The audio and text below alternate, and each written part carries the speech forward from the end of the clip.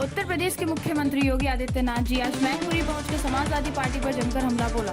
प्रदेश के लोगों ने उनकी लूट का मॉडल देखा है। यह लोग लूट मचाने वाले लोग हैं और उनके वास्तविक कारनामे देखते हो तो कन्नौज की घटित घटना और नवाब ब्रांड समाजवादी पार्टी का असली चेहरा है। जब समाजवादी पार्टी की सरकार थी तो नौकरियों में वसूली होती थी। चाचा और भतीजा लूट क्या करते थे, दोनों समान रूप से भागीदार हुआ करते थे और जब वसूली ज्यादा होती जाती तो चाचा को धक्का दे दिया जाता था और भतीजा बैग लेकर भाग जाता था। समाजवादी पार्टी परिवार पर हमला करते हुए योगी आदित्यनाथ ने कहा, यह दुनिया के अलग अलग द्वीपों में दीप खरीदते होंगे लेकिन हम लोगों को इस देश में रहना। इशारों पर चाचा पर हमला करते हुए योगी आदित्यनाथ जी ने कहा, चाचा की नीयत ऐसी है कि फटकार खाकर भी वहीं पड़े रहना है। हमने कहा था कि हिंदुओं को आस्था का सम्मान करेंगे। आज आप देख रहे होंगे काशी में विश्वनाथ धाम है, आप देख रहे होंगे अयोध्या में भव्य मंदिर का निर्माण हो गया है। अयोध्या के मामले में अब कोई संदेह नहीं है क्या, और मथुरा वृंदावन में कार्य युद्ध स्तर पर चल रहा है। जब समाजवादी पार्टी जब सरकार थी तब इन्होंने श्री कृष्ण जन्माष्टमी पर रोक लगा दी थी, नहीं मनने दी थी। जब मैं आया 2017 में तब मैंने सभी जेल खानों में धूमधाम से मनाने के लिए कहा। शिकायत नहीं, कोई भेदभाव नहीं, कोई भ्रष्टाचार नहीं। क्या यही काम 2017 के पहले भी होता था क्या?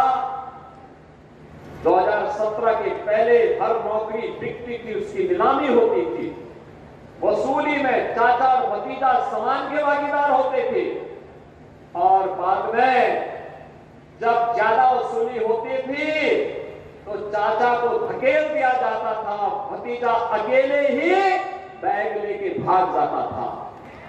यही दृश्य पूरे प्रदेश का हुआ करता था। विकास के नाम पर भी यही लूट खसोट मची हुई थी, यही लूट पूरे प्रदेश में मची हुई थी। बहनों और भाइयों, इनको मैनपुरी की चिंता नहीं थी, इनको इटावा की चिंता नहीं थी, इनको स्वयं की चिंता थी। इनको प्रदेश की चिंता नहीं थी क्योंकि इनको स्वयं की चिंता थी। और इसीलिए जब उनको लगा कि अब उत्तर प्रदेश सुरक्षित नहीं रहा तो इन लोगों ने तो अपने लिए दुनिया के अलग अलग देशों में द्वीप खरीद लिए होंगे। लेकिन बहनों और भाइयों, हमें और आपको तो इसी प्रदेश में रहना है, हमें और आपको इसी प्रदेश में रहना है। चाचा की तो नियति ही है हमेशा धक्का खा करके वहीं पड़े रहना। लेकिन बहनों और भाइयों, उत्तर प्रदेश वासियों को धक्का खाने की आदत से अपने आप को हारना पड़ेगा। सम्मान के साथ राष्ट्रवादी मिशन का सिपाही बनकर के आगे बढ़ने की हमें आदत डालनी पड़ेगी और इसी के लिए ये 450 करोड़ रुपए की विकास की परियोजनाओं की सौगात लेकर के आज मैं आपके पास इस मंच के साथ आया हूं।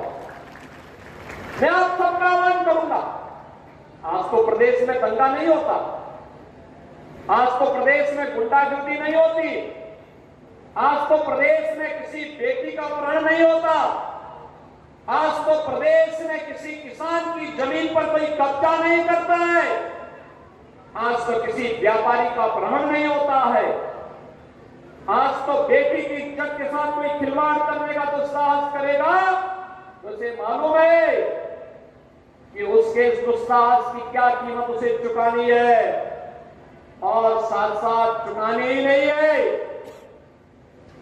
आने वाली 7 पीढ़ियां फिर कभी भी कोई ऐसी हरकत करने की जरूरत नहीं करेगा। इस प्रकार की एक सबक भरी कार्रवाई सरकार के स्तर पर होती है। बेटी की सुरक्षा हो या व्यापारी का सम्मान, अन्नदाता किसान को शासन की योजना के साथ जोड़ने का कार्य हो या नौजवान के हाथ को रोजगार के साथ जोड़ने का कार्य, ये सभी आज मजबूती के साथ चलना है। और इसीलिए तो जब 25 करोड़ उत्तर प्रदेश वासी बोलता है तो 25 करोड़ की आवाज एक साथ जब आगे बढ़ती है तो बहनों और भाइयों, ये 25 करोड़ की आवाज उत्तर प्रदेश को अब बीमारू राज्य नहीं बल्कि देश का एक विकसित राज्य के रूप में स्थापित करता है, अनलिमिटेड पोटेंशियल के राज्य के रूप में स्थापित करता है। आज उत्तर प्रदेश विकास के नित नए मॉडल प्रस्तुत कर रहा है, सुरक्षा का मॉडल प्रस्तुत कर रहा है, नौजवानों के लिए स्टार्टअप का मॉडल प्रस्तुत कर रहा है। याद करिए 2017 के पहले कोई उत्तर प्रदेश में नहीं आता था। हमने इन 7.5 वर्षों में आपके आशीर्वाद से और प्रधानमंत्री मोदी जी के मार्गदर्शन में 6.5 लाख नौजवानों को सरकारी नौकरी दी। 2 करोड़ से अधिक नौजवानों को निजी क्षेत्र में निवेश के माध्यम से सरकारी निजी क्षेत्र में उन्हें नौकरियां उपलब्ध करवाई और 60 लाख से अधिक व्यापारियों को, युवाओं को अपना स्टार्टअप और उद्यम स्थापित करने के लिए स्वतः रोजगार के साथ